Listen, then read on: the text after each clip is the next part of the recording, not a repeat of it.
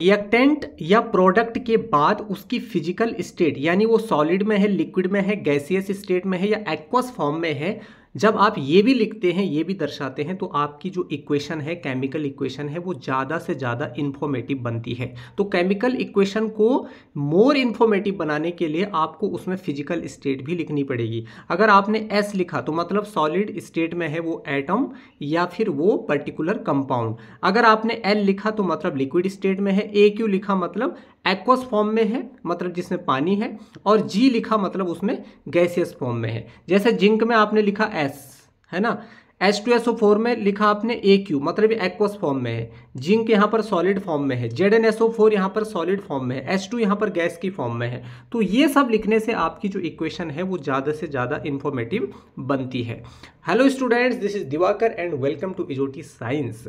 और आज हम साइंस का फर्स्ट चैप्टर फिर से देखने वाले हैं। इसका हम पार्ट 3 यहाँ पर पढ़ेंगे, पार्ट 3।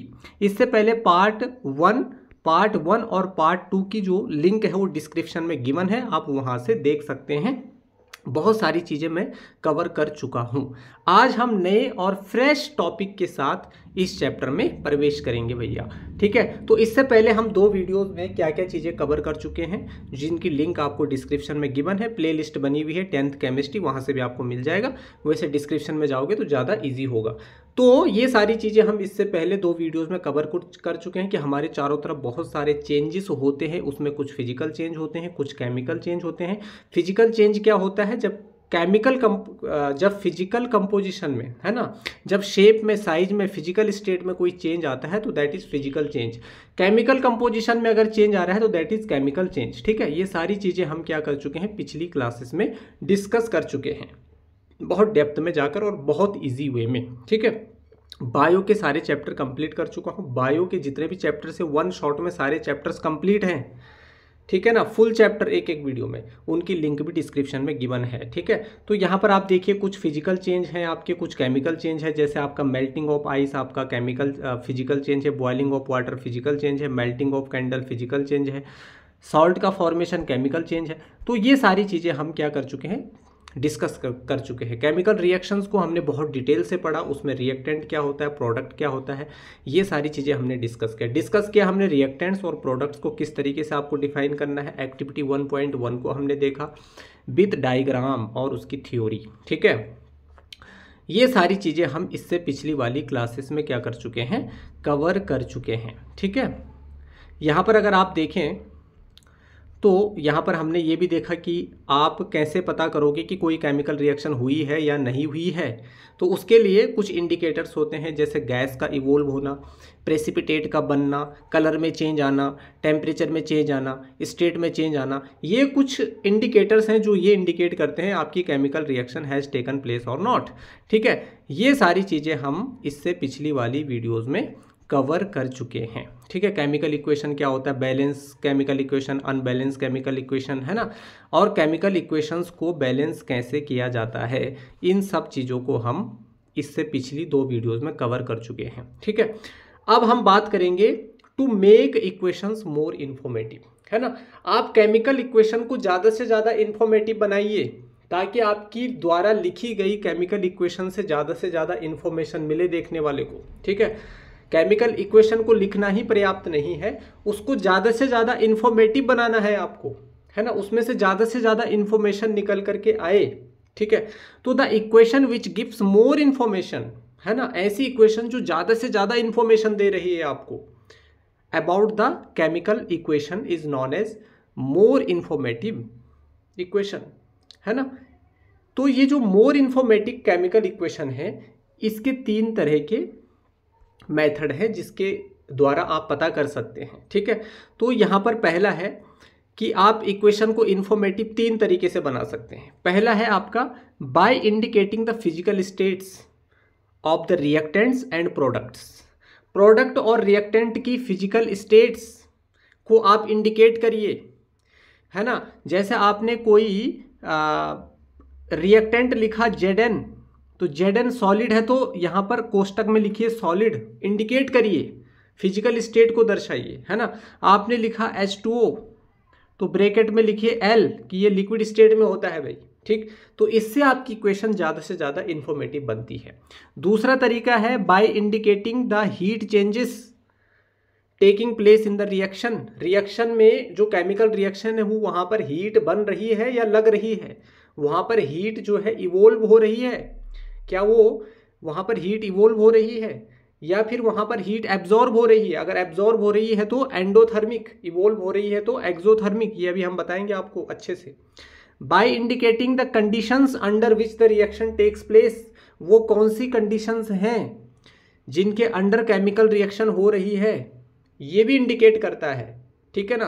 तो इसके द्वारा भी आप अपनी रिएक्शन को ज़्यादा इंफॉर्मेटिव बना सकते हैं, ठीक है। जैसे फोटोसिंथेसिस की जो रिएक्शन है वो सनलाइट, उसके लिए कंडीशन है सनलाइट और क्लोरोफिल। अगर ये दो चीज़ें नहीं है तो photosynthesis will not take place, नहीं होगा photosynthesis without sunlight and chlorophyll, ठीक है ना। क्योंकि क्लोरोफिल प्लांट्स के ग्रीन पार्ट्स में होता है और प्लांट्स के ग्रीन पार्ट्स में ही फोटोसिंथेसिस होता है। तो आप यहाँ पर कौन सी कंडीशन के अंदर वो रिएक्शन हो रही है इसके बारे में भी आपको जानने की कोशिश करनी है ना, क्या क्या कंडीशंस है उसमें। तो सबसे पहला जो वे है केमिकल इक्वेशन को इंफॉर्मेटिव बनाने का, वो है to indicate the physical states of reactants and products. Reactant और प्रोडक्ट की फिजिकल स्टेट को भी लिखो। अगर वो सॉलिड स्टेट में है, अगर वो सॉलिड स्टेट में है तो उसके लिए आपको सिंबल यूज करना है एस ब्रैकेट के अंदर। अगर वो लिक्विड स्टेट में है तो एल। अगर वो एक्वस सॉल्यूशन में, एक्वस सॉल्यूशन मतलब क्या, एक्वस सॉल्यूशन का मतलब उसमें पानी है ना। जैसे आपने नमक को पानी में घोल दिया, है ना। नमक को वैसे NaCl क्या है, NaCl के क्रिस्टल क्या है, सॉलिड फॉर्म में है। लेकिन इस NaCl को जब आप पानी में डाल दोगे तो ये लिक्विड में चला जाएगा ना, ये लिक्विड में चला जाएगा। मतलब इस NaCl में पानी आ गया तो ये एक्वस फॉर्म में आ जाता है। फिर किस फॉर्म में आ जाता है ये, फिर एक्वस फॉर्म में आ जाता है, जलीय, जिसमें जल है, पानी है, दैट इज कॉल्ड एक्वस, ठीक है। Gases state is indicated by the symbol G। Gases state को आप G सिंबल से क्या करोगे, इंडिकेट करोगे, स्मॉल g, ठीक है। जैसे यहाँ पर एक रिएक्शन लिखी हुई है Zn reacts with H2SO4 sulphuric acid, ठीक है। तो यहाँ पर जो Zn है आपका वो क्या है, सॉलिड है, तो S लिख लिया। H2SO4 आपका उसमें पानी है, ठीक है, तो एक्वस लिख लिया। यहाँ पर ZnSO4 बना इन दोनों की रिएक्शन से, तो ये सॉलिड स्टेट में बना तो हमने S लिख दिया इसके बाद, और H2 गैस निकली तो हमने G लिख दिया, ठीक है। तो यहाँ पर आपको कोई भी केमिकल इक्वेशन जब आप लिखते हो ना तो उसमें फिजिकल स्टेट भी आपको लिखनी है। अगर इस तरीके से कोई कंपाउंड है ना, इस तरीके से कोई कंपाउंड है तो उसकी फिजिकल स्टेट भी लिखिए, वो सॉलिड में है, लिक्विड में है, एक्वस में है, गैस में, किस में है, ठीक है। इस तरीके से कोई एलिमेंट लिखा हुआ है, कोई एटम लिखा हुआ है सिंगल, वो सॉलिड में है, लिक्विड में है, गैस में, किस में है, ठीक है। लेकिन सर ये कैसे पता चलेगा कि कौन सा सॉलिड है और कौन सा लिक्विड है, तो भाई उसके लिए आपको थोड़ा सा मेहनत करनी पड़ेगी, ज़्यादा नहीं, आधे घंटे की मेहनत करनी पड़ेगी, आपको सारी चीज़ें याद हो जाएंगी। How to identify the physical states of reactants and products. यहाँ पर आपको कैसे पता चलेगा कि Zn सॉलिड में लिखना है या लिक्विड में लिखना है, कोई ट्रिक है। H2SO4 एक्वस में है या नहीं है, कैसे पता चलेगा। ZnSO4 सॉलिड है, H2 गैस है, कैसे पता चलेगा। तो how to identify the physical states of reactants and products. तो यहाँ पर देखिए, यहाँ पर 3-4 तरीके बता रहा हूँ आपको, आप 2 मिनट में पता कर लोगे कि इसकी फिजिकल स्टेट क्या होगी। बस कुछ चीज़ें आपको याद रखनी है, इससे बाहर कुछ नहीं है। Metals are found in solid states. आप पीरियडिक टेबल आपने पढ़ा होगा क्लास 9th में, है ना, पढ़ा होगा आपने, थोड़ा बहुत एलिमेंट्स के बारे में आपने पढ़ा होगा, ठीक है। तो एलिमेंट्स में hydrogen, helium, lithium, beryllium, boron, carbon, nitrogen, oxygen, fluorine, neon, sodium, magnesium, है ना, एल्यूमिनियम, सिलिकॉन, सल्फर, है ना, phosphorus, sulphur, chlorine, argon, chlorine, potassium, calcium, scandium, vanadium, है ना। इस तरीके से आपने एलिमेंट्स पढ़े होंगे, कॉपर, जिंक, ये सारे आपने एलिमेंट्स पढ़े होंगे। तो इसमें से कुछ क्या होते हैं, मेटल्स होते हैं, कुछ नॉन मेटल्स होते हैं, कुछ मेटलॉइड्स होते हैं, ठीक है। तो जितने भी मेटल्स होते हैं बच्चों वो हमेशा सॉलिड स्टेट में होता है, एक्सेप्ट किसको छोड़ करके, मरकरी। मरकरी एकमात्र ऐसी मेटल है, मरकरी यानी Hg, इसका सिंबल होता है कैपिटल H स्मॉल g, ये लिक्विड स्टेट में होती है रूम टेम्परेचर। और जब रूम टेम्परेचर की हम बात करते हैं तो हम बात कर रहे हैं 25 डिग्री सेल्सियस, ये आपका रूम टेम्परेचर होता है। तो रूम टेम्परेचर पर आपकी जो मरकरी नाम की मेटल है ये लिक्विड स्टेट में होती है, बाकी सारी मेटल आपकी किस में होती है, फिजिकल आपकी सॉलिड स्टेट में होती है। लोहा एक मेटल है ना, तो सॉलिड है, ठोस है, ठीक है। जिंक एक मेटल है तो वो सॉलिड है। कॉपर एक मेटल है तो ये सॉलिड है। तो जितने भी मेटल्स हैं यहाँ पर लिखा हुआ है, लिथियम हो गया आपका, सोडियम हो गया, मैग्नीशियम हो गया, है ना, सिल्वर हो गया Ag, एल्युमिनियम हो गया, कॉपर हो गया, कैल्शियम हो गया, आयरन हो गया, Au गोल्ड हो गया, ये सारे मेटल्स हैं। तो ये जब आप लिखते हो तो ये सारी सॉलिड स्टेट में है, ये आपको याद करना पड़ेगा। सिंपल याद रखो, मेटल्स जो है वो सॉलिड स्टेट में होती हैं, उसकी फिजिकल स्टेट सबकी अलग अलग याद करने की जरूरत नहीं। Metals found in solid states except mercury. Mercury किस में होती है, मरकरी किस में होती है, लिक्विड स्टेट में होती है, ये आपको याद रखना है। दूसरा point, non metals are found in all three physical states. जो नॉन मेटल्स होते हैं ना वो तीनों स्टेट में होते हैं। कुछ नॉन मेटल्स आपकी सॉलिड होंगी, कुछ गैसियस फॉर्म में होगी, कुछ लिक्विड फॉर्म में। तो यहां पर देखिए, जैसे ऑक्सीजन सिंपल है, गैस की फॉर्म में होगा। N2 नाइट्रोजन गैस की फॉर्म में होगा। H2 हाइड्रोजन गैस की फॉर्म में होगा। Cl2 गैस की फॉर्म में, क्लोरीन। F2 फ्लोरीन, ये किसकी फॉर्म में होगी, गैस की फॉर्म में होगी। Br2 bromine. ब्रोमीन एकमात्र ऐसी नॉन मेटल है जो लिक्विड स्टेट में होती है। एक ऐसी मेटल का नाम बताओ जो लिक्विड स्टेट में होती है, मरकरी। एक ऐसी मेटल का नाम बताओ जो लिक्विड स्टेट में होती है, कौन सी है, मरकरी। एक ऐसी नॉन मेटल का नाम बताओ जो लिक्विड स्टेट में होती है, क्या होती है, ब्रोमीन, Br2, ठीक है ना। I2 मतलब आयोडीन, सॉलिड फॉर्म में होती है। C मतलब कार्बन, सॉलिड फॉर्म में होता है, ठीक है। तो नॉन मेटल्स जनरली तीनों फॉर्म में आपको मिलेंगे, ठीक है, ये आप याद कर लेना। O2 N2 H2 Cl2 F2 ये सारी गैसियस फॉर्म में हो गई। Br2 लिक्विड फॉर्म में हो गई। I2 मतलब आयोडीन, C मतलब कार्बन, ये सारी सॉलिड फॉर्म में हो गई, ठीक है। इतना याद रखोगे आप। तीसरा पॉइंट आप याद रखना कि some compounds are found in solid state. कुछ कंपाउंड जो होते हैं वो सॉलिड स्टेट में होते हैं रूम टेम्परेचर पर, यानी 25 डिग्री सेल्सियस की बात कर रहा हूं। और जब हम उनको हीट करते हैं या मेल्ट करते हैं, जब हम उनको हीट या मेल्ट करते हैं तो वो कन्वर्ट हो जाते हैं लिक्विड स्टेट में। If they are soluble in H2O they form aqueous solution. और अगर वो H2O में सॉल्यूबल है, पानी में डालने पर अगर वो घुल जाते हैं तो वो एक्वस सॉल्यूशन भी बना देते हैं। Example NaCl। NaCl क्या होता है बच्चों, मैंने बताया आपको, सॉलिड होता है। जब हम इसको 800 डिग्री सेल्सियस पर या उससे ऊपर के टेम्परेचर पर गर्म करते हैं तो ये क्या हो जाता है, लिक्विड में कन्वर्ट हो जाता है। NaCl जो है उसमें आपको L लिखना पड़ेगा, ठीक है। कंडीशन क्या है, 800 डिग्री सेल्सियस। 800 डिग्री सेल्सियस पर अगर आप इसको गर्म करते हो तो ये क्या हो जाता है, पिघल जाता है, लिक्विड बन जाता है, ठीक है। लेकिन अगर इसी NaCl को अगर आप पानी में घोल देते हो, डिसॉल्व कर लेते हो, तो ये एक्वस फॉर्म में बदल जाता है, AQ में बदल जाता है। यही है इस लाइन का मतलब, when we heat and melt them they are converted to liquid state. If they are soluble in H2O they form aqueous solution, ठीक है। तो यहां पर गर्म करने पर ये लिक्विड स्टेट में गया और पानी में घोलने पर एक्वस सॉल्यूशन बना दिया। कौन, सोडियम क्लोराइड, नमक। Some compounds are found in liquid state. कुछ कंपाउंड्स रहते हैं जो लिक्विड स्टेट में मिलते हैं आपको, और गैसियस स्टेट में भी मिलते हैं at room temperature, room temperature पर। जैसे आपका H2O रूम टेम्परेचर पर लिक्विड स्टेट में होता है। कार्बन डाइऑक्साइड गैस की फॉर्म में होती है। NH3 अमोनिया गैस की फॉर्म में होती है। SO2 सल्फर डाइऑक्साइड गैस की फॉर्म में होता है।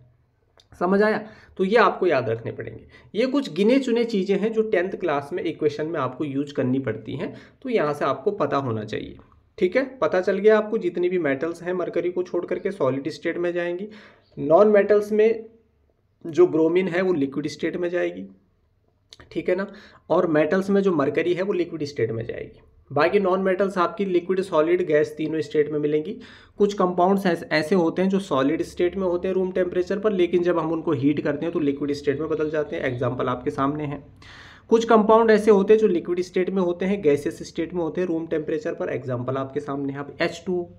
H2 अगर बर्फ बन जाएगा, उसके आगे अगर S आपको लगाना है तो मतलब वो बर्फ है, आइस है, सॉलिड फॉर्म में है, ठीक है। जब आप वाटर वेपर की बात करोगे तो वहाँ पर आपको जी लगाना पड़ेगा क्योंकि गैस बन जाता है ना। तो ये तीनों स्टेट में पाया जा सकता है, सॉलिड, लिक्विड और गैस। कौन? आपका पानी। ठीक है।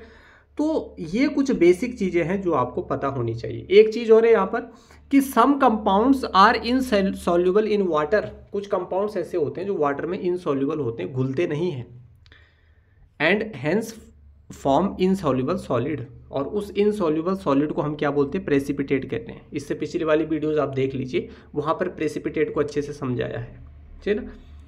जहाँ पर मैंने एग्जांपल बताया था ना आपको, लेड आयोडाइड का येलो प्रेसिपिटेट बनता है, एक्टिविटी के साथ बताया था आपको, ठीक है।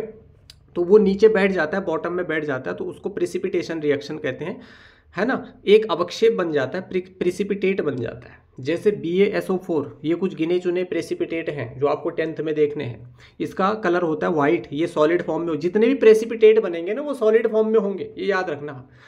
PbI2 मतलब लेड आयोडाइड, येलो होता है इसका कलर। कैल्शियम कार्बोनेट, वाइट होता है इसका कलर। सिल्वर क्लोराइड, इसका कलर भी वाइट होता है। और कॉपर सल्फाइड, इसका कलर ब्लैक होता है, ठीक है। तो यहाँ पर आप देखिए, ये जितने भी प्रेसिपिटेट बने हुए हैं, इनसॉल्युबल सॉलिड बने हुए हैं, ये सारे किस में होते हैं बच्चों? सॉलिड फॉर्म में होते हैं, ठीक है। ये हो गई आपकी फिजिकल स्टेट। तो पहला पॉइंट हमारा क्लियर हो गया कि फिजिकल स्टेट अगर आप दर्शाते हो किसी एटम या कंपाउंड के बाद, तो वो आपकी इक्वेशन को इंफॉर्मेटिव बनाता है। दूसरा वे क्या है? To indicate the heat changes in an equation. अभी हीट की बात यहां पर करेंगे। There are two types of reactions on the basis of heat changes. Heat के चेंजेस के बेसिस पर आपकी जो इक्वेशन है, रिएक्शंस है, वो दो तरह की हैं। पहली है आपकी एक्सोथर्मिक रिएक्शंस, दूसरी है आपकी एंडोथर्मिक रिएक्शंस। बहुत सारी रिएक्शंस अभी हम आगे पढ़ेंगे, उसमें कुछ एक्सोथर्मिक होंगी, कुछ एंडोथर्मिक होंगी। नाम उनके भले ही अलग हैं, कोई कॉम्बिनेशन है, कोई डिकम्पोजिशन है, कोई डिस्प्लेसमेंट है, कोई डबल डिस्प्लेसमेंट है, ठीक है। कहीं पर हीट लग रही है तो कहीं पर हीट बन रही है, ठीक है। तो यहाँ पर आप देखिए, जो आपकी हीट, जब हम बात करते हैं हीट की इक्वेशन के कॉन्टेक्स्ट में, तो मतलब वहाँ पर आपकी रिएक्शन दो तरह की हो जाती हैं। एक है आपकी एक्सोथर्मिक रिएक्शंस, एक है आपकी एंडोथर्मिक रिएक्शन। अब जो एक्सोथर्मिक रिएक्शंस हैं, those reactions in which heat is evolved, produced, evolved means produced, evolve हो रही है जहां पर हीट, उनको हम बोलते हैं एक्सोथर्मिक रिएक्शंस। एक्सो मतलब हीट बाहर निकल रही है। जिन रिएक्शन के होने के बाद हीट भी मिलती है, हीट मतलब एनर्जी, हीट मतलब हीट एनर्जी।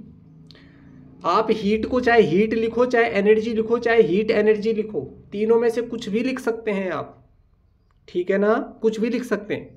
हीट लिखना ज़्यादा इजी है सर, तो ठीक है, हीट ही लिख लीजिए। तो जिन रिएक्शन में आपकी हीट इवोल्व होती है, उत्पन्न होती है, बनती है, उनको एक्सोथर्मिक रिएक्शंस कहते हैं। सीधा पूछा जाता है। एग्जाम्पल देखिए, when carbon burns in oxygen to form carbon dioxide. जब आप कार्बन को ऑक्सीजन की प्रेजेंस में बर्न करते हो, जलाते हो, तो कार्बन डाइऑक्साइड नाम की गैस बनती है। कार्बन देखिए सॉलिड है, O2 गैस है, ऑक्सीजन, तो सॉलिड गैस आपस में कंबाइन किए तो गैस बना, और साथ में आपकी हीट भी निकली। अब ये जो हीट लिखा हुआ है ना यहाँ पर, इस हीट की जगह आप एनर्जी भी लिख सकते हो, इस हीट की जगह आप एनर्जी भी लिख सकते हो, इस हीट की जगह आप हीट एनर्जी भी लिख सकते हो, और इस हीट को आप हीट भी लिख सकते हो। तीनों में से कुछ भी लिख सकते हो जो आपका मन करे, ठीक है। ज़्यादा जगह है कॉपी में तो हीट एनर्जी लिख लीजिए, कोई दिक्कत नहीं, ठीक है। तो ये इसका एग्जाम्पल हो गया। और क्या क्या एग्जाम्पल है? आपके अंदर एक प्रोसेस होती है रेस्पिरेशन, लाइव प्रोसेसेस में बड़े डिटेल से पढ़ाया था सर आपने, आप लाइव प्रोसेसेस को देखिए। बायो का चैप्टर है, अभी बायो भी आप तैयार करोगे ना, अभी केमिस्ट्री पढ़ लीजिए पहले, ठीक है, उसके बाद बायो में जाना आप, ठीक है। 5 के 5 चैप्टर कंप्लीट कर लिए, ठीक है। तो जब लाइव प्रोसेसेस वाला चैप्टर पढ़ोगे ना, तो आप रेस्पिरेशन, अब कई बच्चे बोलते हैं रेस्पिरेशन और ब्रीदिंग दोनों एक ही है क्या? नहीं भैया, रेस्पिरेशन एक केमिकल रिएक्शन है, केमिकल प्रोसेस है। ब्रीदिंग एक फिजिकल प्रोसेस है। ब्रीदिंग में आप श्वास को अंदर लेते हो, बाहर छोड़ते हो, अंदर लेते हो, बाहर छोड़ते हो, अंदर ऑक्सीजन, बाहर CO2, ये ब्रीदिंग है। लेकिन जब अंदर आप ऑक्सीजन को लेते हो तो अंदर ऑलरेडी आपका क्या गया है? फूड है। जब आप खाना खाते हो ना, तो वो खाना डाइजेस्ट होता है। डाइजेस्ट होता है मतलब वो छोटे छोटे टुकड़ों में टूटता है। खाने का जो बड़ा पार्टिकल है वो छोटे छोटे छोटे छोटे टुकड़ों में क्या होता है? टूटता है। अब ये छोटे छोटे टुकड़े ग्लूकोज में कन्वर्ट होते हैं और आपकी छोटी सेल्स के अंदर पहुंचते हैं। सेल्स जिनसे आपकी बॉडी बनी हुई है, इस सेल्स के अंदर जब ये खाना पहुंचता है ग्लूकोज की फॉर्म में, तो बाहर से जो ऑक्सीजन आई वो ऑक्सीजन जब इस सेल के अंदर जाती है तो ये उस ग्लूकोज के साथ उस ग्लूकोज को क्या कर देती है, फर्दर तोड़ देती है, ब्रेक डाउन करती है, फिर उसको आगे ब्रेक डाउन होकर के फिर उससे हमारी बॉडी को एनर्जी मिलती है, सेल को एनर्जी मिलती है। सेल को एनर्जी मिलेगी तो टिश्यू को एनर्जी मिलेगी, टिश्यू से ऑर्गन, ऑर्गन से ऑर्गन सिस्टम, और उससे आपकी पूरी बॉडी को एनर्जी मिलती है। ठीक है, तो ये होता है रेस्पिरेशन की प्रोसेस। बहुत शॉर्ट में मैंने आप बता दिया आपको। तो during respiration glucose combines with oxygen, glucose ने ऑक्सीजन के साथ कंबाइन किया, किसके अंदर, कोशिका, सेल के अंदर, टू फॉर्म कार्बन डाइऑक्साइड। यहां पर क्या बनता है, कार्बन डाइऑक्साइड, जिसको हम बाहर छोड़ देते हैं, और साथ में किसका प्रोडक्शन होता है, मैंने कहा एनर्जी का प्रोडक्शन होता है, मतलब एनर्जी बनती है। तो एनर्जी बनती है ना भाई। एनर्जी तो हीट की फॉर्म में भी हो सकती है ना। सर यहाँ पर हीट क्यों नहीं लिखा, मैंने बोला ना आप यहाँ पे चाहे एनर्जी लिखो, हीट लिखो, हीट एनर्जी लिखो, यहाँ पर एनर्जी का प्रोडक्शन हुआ ना एटीपी की फॉर्म में। तो ये भी एक क्या है, एक्सोथर्मिक रिएक्शन है। Why respiration is considered as exothermic reaction. ये क्वेश्चन बहुत बार पूछा गया है कि जो रेस्पिरेशन होता है ना, रेस्पिरेशन की जो प्रोसेस है उसको एक्सोथर्मिक रिएक्शन क्यों बोलते हैं, क्योंकि बच्चों उसमें एनर्जी इवोल्व होती है, एनर्जी का प्रोडक्शन होता है। That's why respiration is an exothermic process because energy is produced during this reaction. इस रिएक्शन में आपकी एनर्जी प्रोड्यूस होती है, इवोल्व होती है। That's why respiration is also known as exothermic reaction. जब आप इस रिएक्शन को उलट देते हो, पलट देते हो, तो ये फोटोसिंथेसिस बन जाता है। CO2 H2O के साथ रिएक्ट करता है, ग्लूकोज और ऑक्सीजन बनता है, वो फिर फोटोसिंथेसिस है। फोटोसिंथेसिस एंडोथर्मिक रिएक्शन है जो प्लांट्स में होता है, और रेस्पिरेशन क्या है, एक्सोथर्मिक रिएक्शन है। याद रहेगा ना, ठीक है। तो यहां पर देखा एनर्जी बनी, मतलब ये एक्सोथर्मिक रिएक्शन है। समझ आया ना। ऑक्सीजन किसके साथ रिएक्ट कर रहा है, ग्लूकोज के साथ रिएक्ट कर रहा है, ठीक है ना। ग्लूकोज आपको खाने से मिला, ऑक्सीजन आपको एटमॉस्फेयर से मिला, दोनों जब आपकी सेल में मिले तो फिर उससे क्या बनी, आपकी CO2 आपकी बाहर आ गई, है ना, और एनर्जी आपकी बन गई जो आपको आपकी बॉडी को चाहिए होती है। समझ आया ना। आप बहुत सारी एक्टिविटीज़ करते हो जिसमें एनर्जी रिक्वायर्ड होती है, तो इस तरीके से एनर्जी बनती है। समझ आया ना। तो ये आपकी एक्सोथर्मिक रिएक्शन है।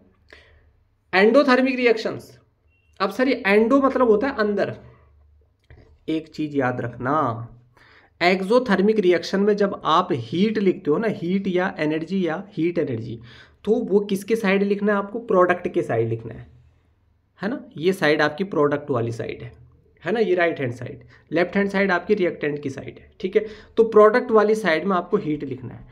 लेकिन एंडोथर्मिक रिएक्शन में आप इसको कौन सी साइड में लिखोगे, रिएक्टेंट की साइड में लिखोगे, है ना, यानी LHS, लेफ्ट हैंड साइड में लिखोगे, ठीक है, क्योंकि यहां पर एनर्जी लगती है। तो those reactions in which heat is absorbed are known as endothermic reaction. जो केमिकल रिएक्शंस हीट एनर्जी को यूज करती हैं और फिर अपने को परफॉर्म करती हैं, उनको बोलते हैं हम एंडोथर्मिक रिएक्शन। जहां पर हीट लगती है, बनती नहीं है, लगती है, यहां पर हीट चाहिए तब जाकर के ये रिएक्शन होगी, ठीक है ना, तब जाकर के यहां पर ये वाला कंपाउंड बनेगा।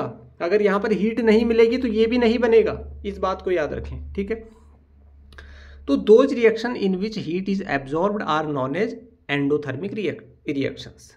जैसे when nitrogen and oxygen are heated, जब आप नाइट्रोजन को ऑक्सीजन के साथ रिएक्ट करते हो, बहुत ज़्यादा टेम्परेचर दे करके, बहुत ज़्यादा हीट करके, उसको हीटेड करके, बहुत हाई टेम्परेचर पर उसको हीट करना है, about 3000 degree Celsius, 3000 degree Celsius या उससे ज़्यादा टेम्परेचर पर जब आप नाइट्रोजन और ऑक्सीजन को गर्म करते हो तो वो कंबाइन करते हैं और कंबाइन कर करके नाइट्रोजन मोनोऑक्साइड गैस बनाते हैं। यहाँ पर a lot of heat is absorbed, यहाँ पर बहुत सारी हीट लगती है। देख रहे हो ना आप, 3000 डिग्री सेल्सियस टेम्परेचर चाहिए, तो कितनी ज़्यादा हीट लग रही है।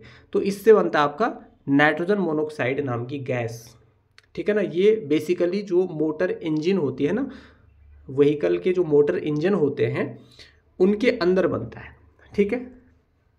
तो ये है इसका एग्जांपल।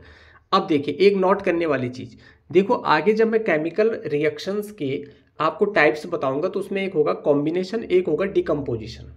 तो जो जितनी भी डिकम्पोजिशन रिएक्शंस होती हैं, लिख लीजिए इसको लिख लीजिए, जो मैं कह रहा हूँ उसको लिख लीजिए कि जितनी भी डिकम्पोजिशन रिएक्शंस होती हैं वो सारी रिएक्शन एंडोथर्मिक रिएक्शन होती है, क्योंकि डिकम्पोजिशन मतलब टूटना। जब आप किसी चीज़ को तोड़ोगे तो उसमें एनर्जी लगेगी या नहीं लगेगी? उसको टूटने में उसमें हीट एनर्जी लग सकती है, इलेक्ट्रिक एनर्जी लग सकती है, लाइट एनर्जी लग सकती है, कुछ भी लग सकता है। तो मतलब एनर्जी वहां पर लग रही है, तभी तो वो छोटे छोटे टुकड़ों में टूटेगा, टूट करके एक नया कंपाउंड बनाएगा। तो जितनी भी डिकम्पोजिशन रिएक्शंस होती है बच्चों, वो सारी एंडोथर्मिक रिएक्शन होती है। Means all the decomposition reactions require energy in the form of heat, light और इलेक्ट्रिसिटी। इलेक्ट्रिसिटी हो सकती है, लाइट हो सकती है, या हीट हो सकती है, किसी भी फॉर्म में हो सकती है एनर्जी, है ना, उनको होने में। So all the decomposition reactions are endothermic reactions. इस बात को याद रखना, जितनी भी डिकम्पोजिशन रिएक्शंस होती हैं वो सारी एंडोथर्मिक रिएक्शंस होती हैं। ठीक है। For an example, when calcium carbonate is heated, मतलब CaCO3 को जब आप हीट करते हो तो it decomposes to form calcium oxide and carbon dioxide. ये डिकम्पोज हो जाती है, मतलब टूट जाती है कैल्शियम ऑक्साइड और CO2 गैस में। कैल्शियम ऑक्साइड यहाँ पर सॉलिड है, CO2 यहाँ पर गैस है, फिजिकल स्टेट यहाँ पर मैंने दिखा रखी है आपको। समझ आया? ये चीज़ क्लियर हो गई। जितनी भी डिकम्पोजिशन रिएक्शंस होती हैं वो सारी क्या होती हैं? एंडोथर्मिक होती हैं। एक नोट करने वाली चीज़ और है, photosynthesis is an endothermic reaction. Photosynthesis में क्या होता है? सनलाइट, लाइट एनर्जी यूज होती है ना। तो लाइट एनर्जी यूज होती है मतलब क्या? हीट एनर्जी, लाइट एनर्जी लग रही है ना, लाइट एनर्जी को एब्जॉर्ब कर रहा है। जो क्लोरोफिल है वो लाइट एनर्जी को एब्जॉर्ब करता है, so that photosynthesis will take place. समझ आया? तो फोटोसिंथेसिस भी एंडोथर्मिक रिएक्शन है। जब आप वाटर का इलेक्ट्रोलाइसिस करते हो, है ना, इलेक्ट्रो मतलब इलेक्ट्रिसिटी, लाइसिस मतलब तोड़ना, इलेक्ट्रिसिटी के द्वारा वाटर को जब आप तोड़ते हो, वाटर का मतलब हो गया H2O। जब इस H2O में आप इलेक्ट्रिसिटी को पास करते हो तो ये H2 मतलब हाइड्रोजन गैस और O2 मतलब ऑक्सीजन, दोनों में टूट जाता है। H2O2 अलग अलग हो जाते हैं। तो अगर आपको वाटर में से H2 अलग करना है, O2 अलग करना है, हाइड्रोजन अलग करना है, ऑक्सीजन अलग करना है, तो आपको उसमें से इलेक्ट्रिसिटी गुजारनी पड़ेगी। इलेक्ट्रोलाइसिस ऑफ वाटर इसको बोलते हैं। तो इसमें भी हीट लग रही है, इसमें भी एनर्जी लग रही है। कौन सी एनर्जी? इलेक्ट्रिक एनर्जी लग रही है इसमें, इलेक्ट्रिसिटी वाली एनर्जी लग रही है इसमें। तो ये भी एंडोथर्मिक रिएक्शन हो जाती है। ठीक है ना। तीसरा वो है to indicate the conditions under which the reactions takes place. हाँ, जिन रिएक्शंस कौन सी कंडीशंस के अंडर हो रही हैं, क्या कंडीशंस चाहिए कि केमिकल रिएक्शन हो जाए, है ना। ये भी एक क्या है, इससे भी पता चलता है कि आपकी जो इक्वेशन है वो कितनी इंफॉर्मेटिव है। If heat is required for a reaction to take place, then the heat sign delta is put over the arrow. Delta का साइन ये होता है, जब एरो के ऊपर इस तरीके से लिखा जाता है ना, तो इस डेल्टा, ये जो आपका ट्रायंगल की तरह शेप दिख रहा है आपको, ठीक है, ये जो आपको ट्रायंगल की तरह शेप दिख रहा है बच्चों, इस तरीके से, इसको डेल्टा बोलते हैं। इसका मतलब होता है हीट की बात हो रही है, आपने इसको हीट किया, तो ये साइन किसका होता है? हीट का होता है। ठीक है ना। तो इससे भी इक्वेशन आपकी इन्फॉर्मेटिव बन रही है। एरो के ऊपर इसको आपको लगाना है, ओवर द एरो, है ना। If the reaction takes place in the presence of catalyst. अब ये कैटलिस्ट क्या है सर? कैटलिस्ट मतलब ऐसी चीज जो इक्वेशन को तेज कर रहा है या उसकी गति को कम कर रहा है या तेज कर रहा है, उसको कैटलिस्ट कहते हैं। ठीक है ना। जैसे आप मान लीजिए ये आपका दिल्ली है और ये आपका चंडीगढ़ है। तो दिल्ली से चंडीगढ़ आप कैसे जा सकते हो? या तो आप फ्लाइट से जा सकते हो, या तो आप साइकिल से जा सकते हो, या तो आप बाइक से जा सकते हो, या तो आप किससे जा सकते हो? पैदल जा सकते हो। पैदल जाने में तो आपको दिनों लग सकते हैं, बहुत सारे दिन लग सकते हैं। ठीक है। लेकिन जब आप किसी गाड़ी से जाते हो, किसी फ्लाइट से जाते हो, किसी व्हीकल से जाते हो, तो वो आपको तेजी से वहां पहुंचा देती है। तो वो व्हीकल कैटलिस्ट है आपके लिए, उसने स्पीड बढ़ा दी आपकी वहां से वहां पहुंचने की। समझ आ रहे हैं ना। तो केमिकल रिएक्शन में भी कुछ कैटलिस्ट होते हैं जिनका यूज करके हम उस रिएक्शन की स्पीड को बढ़ा सकते हैं। लेबोरेटरी वगैरह में हम यूज करते हैं। ठीक है। If the reaction takes place in the presence of catalyst then the symbol or formula if the catalyst is also written above. या तो उसको एरो के ऊपर लिखिए उसके सिंबल या फॉर्मूले को, या तो बिलो नीचे लिखिए। उससे क्या पता चलता है, इस कैटलिस्ट की उपस्थिति में, प्रेजेंस में ये रिएक्शन हो रही है। जैसे यहाँ पर देखिए, व्हेन पोटेशियम क्लोरेट, ये है आपका potassium chlorate KClO3 is heated, इसको हीट किया जा रहा है, यहाँ पर डेल्टा का साइन है मतलब इसको हीट किया जा रहा है इन the presence of मैग्नेज dioxide MnO2, ये है आपका मैग्नेज डाइऑक्साइड। ये क्या है, कैटलिस्ट है, तो ये डिकम्पोज हो जाती है और क्या फॉर्म करती है, पोटेशियम क्लोराइड फॉर्म करती है और ऑक्सीजन गैस देती है। ये ऑक्सीजन गैस होगी, पोटेशियम क्लोराइड हो गया, ये पोटेशियम क्लोराइड हो गया। ठीक है, तो ये है आपकी कि कुछ कंडीशंस होती हैं, अगर वो कंडीशन रिएक्शन को नहीं मिलेगी तो आपकी रिएक्शन नहीं होगी। ठीक है, जैसे CO2 H2O के साथ रिएक्ट कर रही है तो C6H12O6 प्लस O2 बनता है या नहीं बनता है, बाई प्रोडक्ट याद आ रहा है, 6O2 6CO2 6H2, ये बैलेंस कर दी मैंने। तो ये क्या है, फोटोसिंथेसिस रिएक्शन है। तो फोटोसिंथेटिक रिएक्शन में क्या हो रहा है, कार्बन डाइऑक्साइड वाटर के साथ रिएक्ट कर रहा है, लेकिन यहाँ पर कंडीशन क्या है, फोटोसिंथेसिस मतलब लाइट एनर्जी चाहिए, सनलाइट चाहिए, सूर्य का प्रकाश चाहिए, तभी फोटोसिंथेसिस होगी, तभी प्रकाश संश्लेषण होगा। और साथ में क्या चाहिए, क्लोरोफिल होगा। क्लोरोफिल प्लांट्स की ग्रीन पार्ट्स में होता है, यही तो लाइट एनर्जी को एब्जॉर्ब करता है, तभी तो आपका ग्लूकोज बनता है और ऑक्सीजन बनता है, बाई प्रोडक्ट। ठीक है, उसी ऑक्सीजन को हम और आप लेते हैं। ठीक, तो यहाँ पे देखिए आप कितनी सारी चीज़ें हैं जो आपकी केमिकल इक्वेशन को इन्फॉर्मेटिव बनाते हैं। तो बच्चों, आज की क्लास को मैं यहीं पर ख़त्म कर रहा हूँ। कल इसके बाद की जो क्लास होगी वो होगी टाइप्स ऑफ केमिकल इक्वेशन की, जहाँ पर हम बहुत सारी केमिकल इक्वेशन के रिएक्शंस के बारे में पढ़ेंगे, कॉम्बिनेशन, डिकम्पोजिशन, और जितना भी इस चैप्टर का बचा हुआ पार्ट है हम अगले पार्ट में इसको कंप्लीट कर देंगे। इससे पहले 2 पार्ट्स की जो वीडियो है उनकी लिंक डिस्क्रिप्शन में गिवन है, वहाँ से आप देख सकते हैं। या चैनल को जब आप विजिट करोगे तो प्लेलिस्ट बनी हुई है, बायो की प्लेलिस्ट अलग बनी हुई है, केमिस्ट्री की प्लेलिस्ट अलग बनी हुई है, 10th क्लास की अलग है, 9th क्लास की अलग है, समझ आ रहा है, तो वहाँ से आप इसको देख सकते हैं। ठीक है, तो चैनल को आप सब्सक्राइब ज़रूर करिए। देखो, सब्सक्राइब करने में एक फिंगर का यूज होता है, ठीक है, हाथ की जो फिंगर होती है उसका यूज होता है, और सब्सक्राइब बटन पे जब आप दबाओगे, प्रेस करोगे तो वो सब्सक्राइब हो जाता है। ठीक है, उसको करने में 1 सेकंड लगता है, लेकिन इस तरीके के कंटेंट बहुत टाइम में बनता है, कई घंटों लग जाते हैं इसको बनाने में बच्चों। बोलने में भी मेहनत लगती है, बनाने में मेहनत लगती है, और बहुत सारी चीज़ें लगती हैं, लेकिन सब्सक्राइब करने में कुछ भी नहीं लगता है, कोई पैसा भी नहीं लगता है, 1 रुपये भी नहीं लगता है। तो अगर टीचर्स आपके लिए इतनी मेहनत कर रहे हैं तो क्या आप उसको 1 सब्सक्राइबर नहीं दे सकते? खुद चैनल को ज़्यादा से ज़्यादा आप शेयर करिए, ताकि जितने भी पढ़ने वाले बच्चे हैं जिनको इस तरीके की कंटेंट की ज़रूरत है उन तक भी ये कंटेंट पहुँचे, उन तक भी इस तरीके की बेस्ट क्लासेस पहुँचे, और वो भी इस साल 10th में अच्छे मार्क्स ऑब्टेन कर सके। तो तब तक के लिए मिलते हैं हम नेक्स्ट वीडियो में, तब तक के लिए हंसते रहिए, मुस्कुराते रहिए, और थैंक यू सो मच।